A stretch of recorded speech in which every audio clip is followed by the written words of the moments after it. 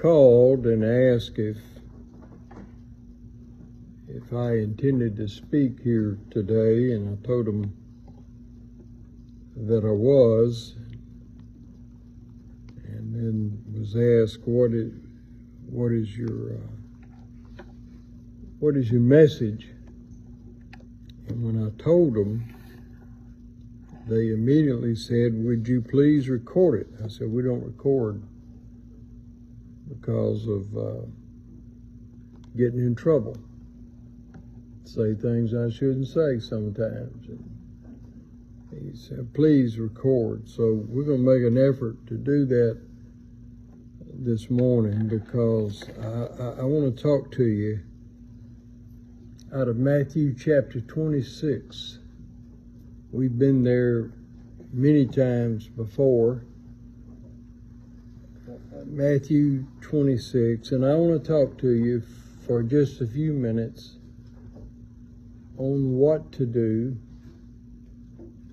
when you don't know what to do. What to do when you don't know what to do. The text is familiar. We'll begin reading in verse 36. And then Jesus went with them to a place called Gethsemane, and said to his disciples, sit here while I go over there and pray. And talking with him, Peter and the two sons of Zebedee, he began to be sorrowful and troubled. And then he said to them, my soul is very sorrowful, even to death. Remain here and watch with me. And going a little farther, he fell on his face and prayed, saying, my Father, if it be possible, let this cup pass from me. Nevertheless, not as I will, but as you will. And he came to the disciples and found them sleeping. And he said to Peter, so could you not watch with me 1 hour? Watch and pray that you may not enter into temptation. The spirit indeed is willing, but the flesh is weak. And again, for the second time, he went away and prayed, my Father, if this cannot pass unless I drink it, your will be done. And he again came and found them sleeping, for their eyes were heavy. And so leaving them again, he went away and prayed for the third time, saying the same words again. And then he came to the disciples and said to them, sleep and take your rest later on. See, the hour is at hand, and the Son of Man is betrayed into the hands of sinners. Rise, let us be going. See, my betrayer is at hand. What to do when you don't know what to do. Last Monday afternoon, we had made our way to the Kirkland Clinic in anticipation of being given all of our choices of how to treat this MDS that we had been diagnosed with, that I had been diagnosed with. Dr. Monty looked at me after they took 15 vials of blood, and she said, you have 6 months without treatment. 8, maybe 10 with treatment. Your treatment options are a transplant. Your treatment options are chemo. And your treatment options are to do nothing. And I'm going to give you an appointment for next Monday, which is tomorrow. And you can come in and you can then tell us what you want to do. You could have knocked me over with a feather. My goodness, what do you do? It took a few minutes of trying to get some orientation of what I had just heard, and orientation of what does that mean, and orientation of what do you do next. In short order, I had placed a call to our family. I placed a call to you guys. 9 o'clock Monday night, we had a Zoom call with our board members of Servants Alive. When I had been diagnosed with MDS, I had called my friend John Hoffman in the mountains, one of our business partners through Servants Alive. I said, John, I need a cabin. I need to come up and do some work on devotional books, and I need to sort through. Tuesday morning when I called John to tell him I was coming, John, this is a different deal now. We have got a different diagnosis, and I need a different cabin because of some decisions that I've got to make. And I've got to be prepared to make them. What God has done in these days. I would be not exaggerating at all if I told you that I have been reached out to in the hundreds, if not thousands, who have contacted us some way or another. We pulled up to volunteer cabin rental Tuesday afternoon. Their entire staff, they had everybody come out to greet us. And before we were through, I gave John my card. I said, let's take care of this cabin. And he sent it back to me and said, your money's not good here. And I want you to take this cabin, and if you need more days while you're here, we get you more days. But you're family, you're not a friend. In short order, they gathered around us and they put their hands on us. As a business, they prayed as family.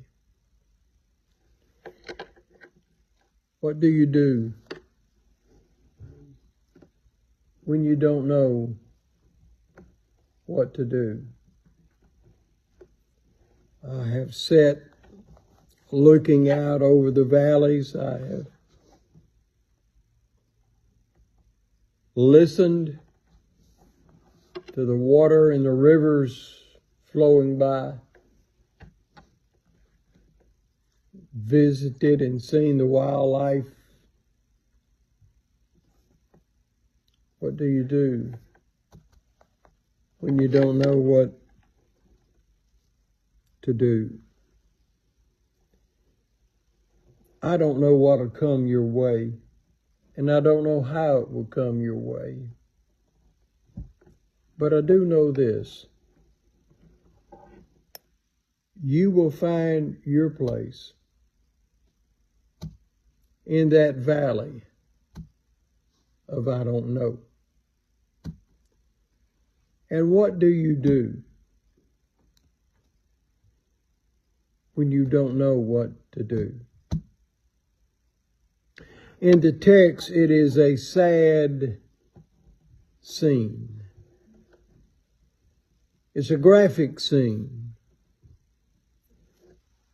It is an enlightening scene. It is a scene that will work for you, just like it worked for Jesus. In the scenario in front of us in the text, Jesus is in the Garden of Gethsemane 3 times. He's asked his prayer warriors to pray. 3 times they have left him aloof. This scene is so intense because Luke tells us that as Jesus is praying here, that the pressure is so real that a process known as hematidrosis occurs, where the capillaries in the blood vessels burst and the blood comes out on the skin as though it is a sweat drop. Only a few recorded cases, Jesus as being one of them. But it highlights the pressure that Jesus is under. 3 times Jesus says, "Let this cup pass from me." 3 times the Heavenly Father says no. Paul says 3 times, "I ask that this thorn in the flesh of mine could be removed." 3 times. He says to me, "My grace is sufficient." The answer is no. I admire and appreciate those who have a faith level that they think whatever they say, heaven's going to do. But I would submit to you, I don't care who you are, heaven is not bound by your wishes. I don't know of anybody that wants to sign up to walk through the valley of the shadow of death. I don't know of anybody that wants to sign up to lose a baby. I don't know of anybody that wants to sign up for the plant to close. But you understand that sometimes the answer is no. Now, I want to be as clear and candid as I can be. I have not made my final decision and won't make it until I walk in the doctor's office tomorrow. But I believe God can heal. I believe He can heal with treatments. I believe He can heal without treatments, if that is His precursor to do. But sometimes, given we live in a fallen world, the answer is going to be no. My grace is sufficient. Now, I would in no way suggest that whatever weightiness you're about to walk through, or in fact walking through, in any way compares with the scenario of Matthew 26. I mean, the reality is that what Jesus is dealing with is so far beyond anything we as humans can relate to and understand. The gravity of the sin of mankind being placed on his life. So I would in no way suggest that whatever you're walking through, it just looks like, no, there is a difference between what Jesus walked through and what you and I are walking through, but there is not a difference in the template.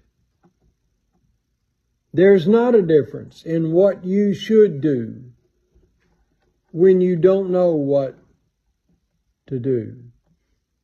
Jesus has left the beauty of the upper room with the disciples. He has left the intimacy of what we refer to as the Last Supper, the Lord's Supper, with his disciples. And yet Jesus knows all things. And he knows what is about to come. Now, what is interesting in this text is that when you find Jesus here, I in no way want to assault your view of Jesus. But in candor, on the human side, Jesus is a mess. Father, let this cup pass from me. He appears almost to be in a fetal position. He appears to be begging the throne room of heaven, come up with another plan, come up with another way. You see Jesus in a posture that you have never seen Jesus in 33 and a half years of his life. Like a child. Squirming, squealing, asking for relief. This is so unlike Jesus. But then you come to that 46th verse with one word, rise. New Testament language, there is a picture with that word that when Jesus comes out this time, his jaw is jutted. In other words, he's made up his mind. His shoulders are back. He is filled with a power that is not of himself. That literally you can translate it like this. Rise, let's go. I am excited to get on with what the Father is asking me to do. So when you look at this, you got the one extreme of this childlike Jesus over here. On the other extreme, you've got a picture of a battle-hardened soldier ready to get on with it. How do you go from over here to over here? How do you get from, Father, let it pass from me, until I can't wait to embrace what I've been asked to do? And I have looked at this text many times over many years, and the only conclusion that I'm happy with about how to go from over here to over here is one thing and only one thing. And that is talking with the Father.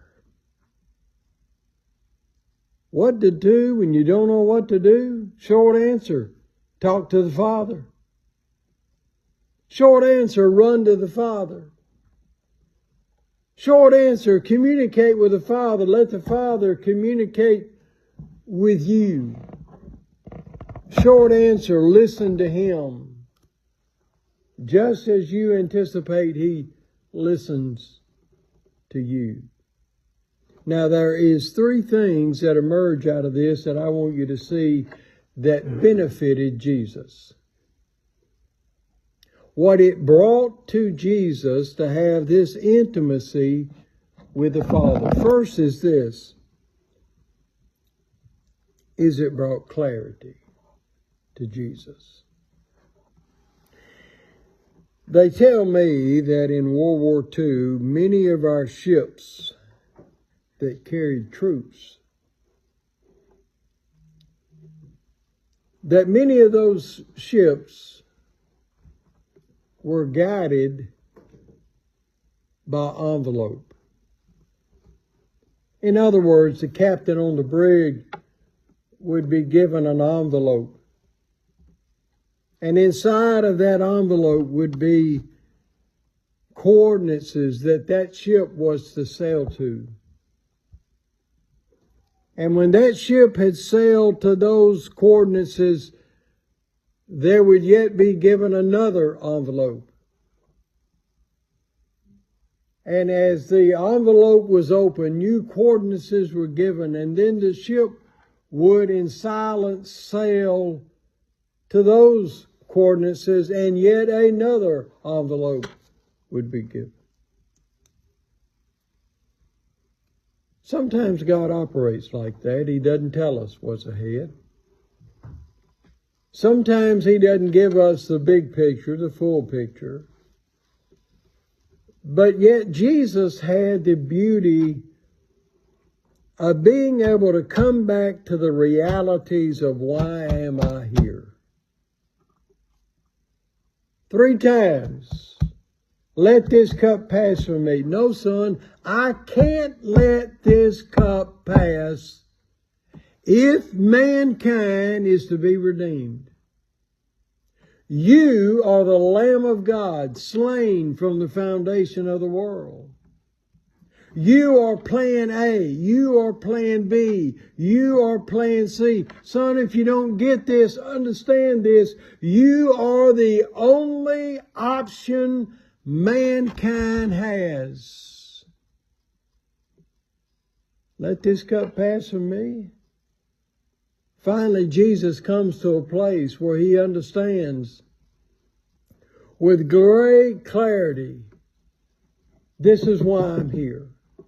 He's known this. He's said this many times in the 3.5 years of walking about, but now all of a sudden this is different. This is new pressure. This is real decision making here. What do? I come back to the reality of why I'm here.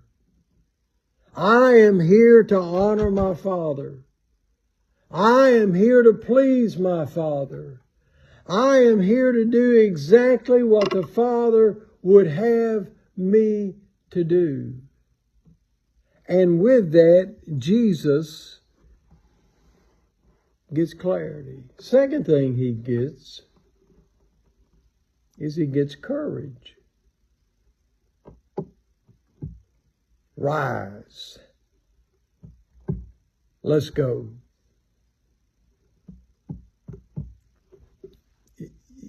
You and I could wish that at some point all the diaries were open. We could wish at some point that all of the communications between Father and Son and Father were unveiled so we could all hear and see.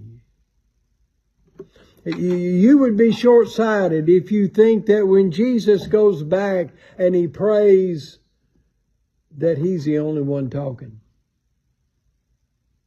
No, I'm telling you, there's enough biblical evidence in other places that in these dark hours, these lonely settings that Jesus finds Himself in, that not only is He talking to the Father, but the Father is talking to Him. Some of the sweetness of the Psalms reminds us of a loving Father who wants His Son to be a success, who wants His Son to be obedient. And He communicates to His Son. I'm telling you that if you'll listen, it'll be more than just you talking. The Father will talk to you. And all of a sudden, into this anemic, weak-looking, childlike Jesus is now a full-grown man, full of courage. But not only did it bring clarity, and not only did it bring courage, but the third thing it brought was, for Jesus, it brought commitment. Understand a level here where it is entirely different to go to the cross and stay on the cross. It is one thing to be willing to sign up to go and be impaled, but to hang there for 6 hours. Jesus could have come down. Jesus could have removed himself. You sing an old song, he could have called 10,000 angels. He could have, but he didn't need to. He could have just walked off there all by his own authority. Jesus had a commitment to not only go, but to stay. What do? You don't know what to do. I'm telling you, you talk to the Father. And you let the Father talk to you. Admittedly, we don't really know all of what happened on 9/11, particularly with Flight 93 that crashed in a Pennsylvania field. What we do know is, based on voice recordings and other things that have been utilized, like phone conversations, that there were a group of passengers who decided that they would make effort to take back this aircraft. One of those was Todd Beamer. Todd gave us a great line. At some point they had talked, at some point they had strategized, at some point they had tried to figure out what will we do, but there came a point where all the talking needs to stop. There came a point where now it is time to act. There came a point where we got to do something. And here's the line he gave us. Let's roll. Let's roll. We don't know what's in front of us. Let's roll. That's a great line. If we could lift it out of its context and put it in our context of when you don't know what to do. Here's the beauty of it. There comes that place when you know enough. You might not have all the answers, and it may not look pretty from where you're from, but it's time. Let's roll. David Durham is a pastor up in Fort Payne, Alabama. David writes for several years now for our devotional book, Richly Indwelling Word. He has submitted his work, and last night I was going through some of what has to be done to get it into the book and follow the order. He's in 7, and I'm working backwards. I'm working starting at number 7, and I'm working all the way through down to number 1. I'm not reading these devotionals. There's other work that I'm doing relative to each of those devotionals, but I'm not riveted. I'm not concentrating on what he's had to write and say. But when I got to the first one, having worked in back order to get there, my goodness, this caught my attention.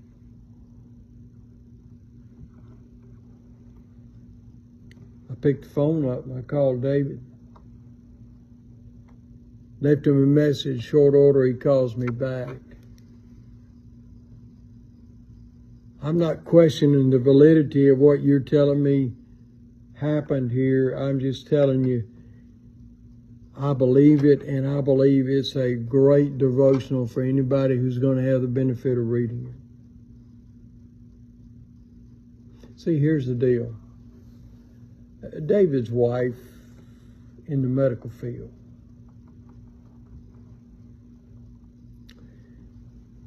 She was servicing one of her clients who was late in life.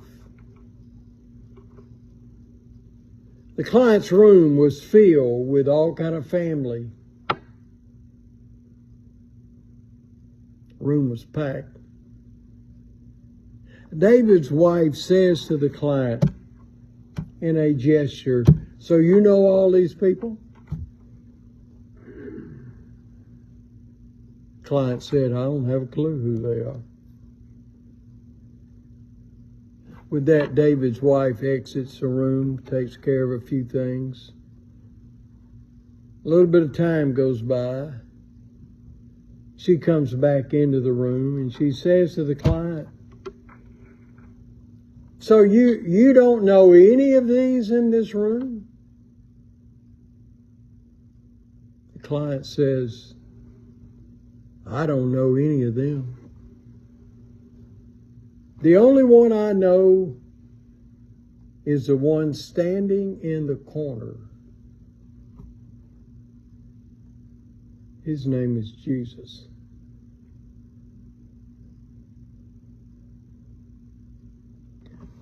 Later that day, the client and Jesus went to heaven. I don't know, as I read that, I pray I get a Jesus standing in the corner. Whatever is out there, however it unfolds, I don't know what to do. All I know to do is talk to the Father who created me, who gave me life, who knitted me together in the womb, and who has sustained me this whole life. I just pray I get to Jesus standing in the corner. So what I'm telling you is, when you don't know what to do,